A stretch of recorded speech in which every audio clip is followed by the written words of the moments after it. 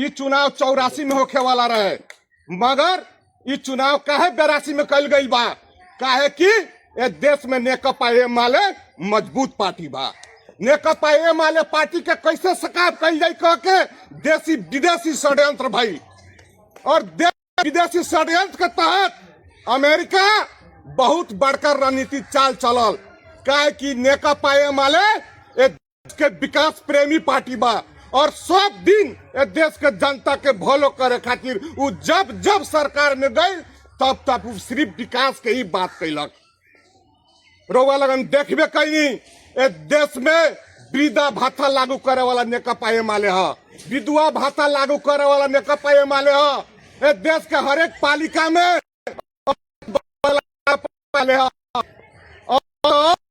देश के नक्शा में हमनी के जमीन देश कब्जा करे, वो जमीन के फिरता लिया के अपना देश के नक्शा में रखे वाला भी नेकपा एमाले पार्टी है। वैसे देशी विदेशी शक्ति विभिन्न चरण के चल खेल कैलक। जब जब एमाले के सरकार बने विदेशी हस्तक्षेप होके, काहे कि नेकपा एमाले के लगे बहुत बहुत बड़का एजेंडा रहे, सिर्फ विकास के एजेंडा रहे। आज उहे कुछ देश के युवा लोग के परिचालित करके रउआ लगन देखबे कैनी कि वो दिनवा 23 गते के दिने देश के युवा विद्यार्थी सब शांतिपूर्ण जन आंदोलन कैले रहे, शांतिपूर्ण आंदोलन कैले रहे। काहे कि देश में बहुत भ्रष्टाचार होत रहे, विगत के सरकार से बहुत भ्रष्टाचार कैले रहे। उ भ्रष्टाचार के ना होको कह के एगो चेतावनी सब आ रहे, मगर ओमे कुछ देशद्रोही तत्व लोग जैसे बालन घर में लुका के वो विद्यार्थी के हाईजैक करके संसद भवन के जलावल गई, सिंह दरबार के जलावल गई।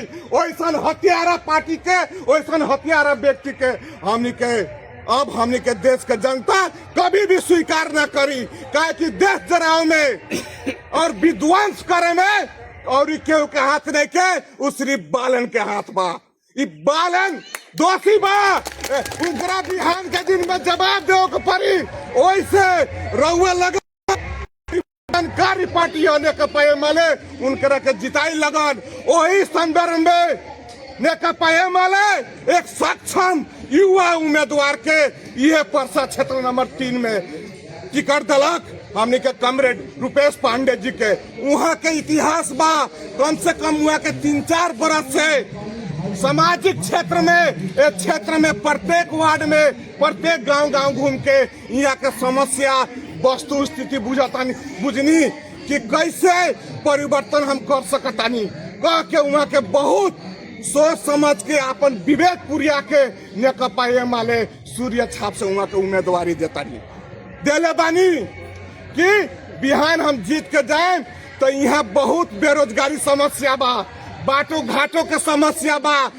विद्यार्थी सब हमने का अन्य देश में जा रहा बा पढ़े, एक क्षेत्र में कैसे हम लोग बहुत बड़ा स्कूल के स्थापना कर सकी। कम से कम गरीब जौन लड़का बा जे हरवा चरवा के बाल बच्चा बा उ लोग बाहर ना जाए, ये पढ़े। स्वास्थ्य के भी समस्या बा, साधारण बीमारी होता तो तुरंत हमने के रेफर करे तनिसन काठमांडू, दिल्ली, बम्बई, पटना निकल के पैसा नहीं। साल भी आज के समस्या बा के विभिन्न चरण में विज्ञप्ति भी आ रहा बा,